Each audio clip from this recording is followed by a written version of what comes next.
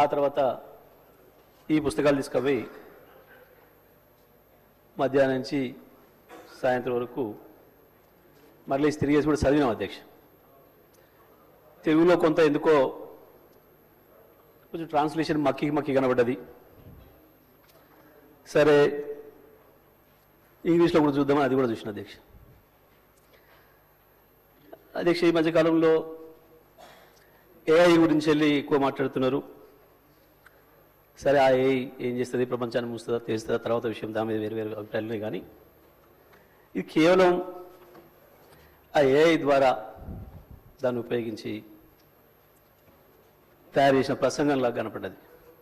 ఏదో chat GPT అని చెప్పి దాన్ని వాడి మనకేం కావాలో చెప్తే అదే తయారు చేస్తుంది అని చెప్పి మనం ఏదైతే వింటున్నామో, బహుశా దాన్ని వాడి తయారు చేసి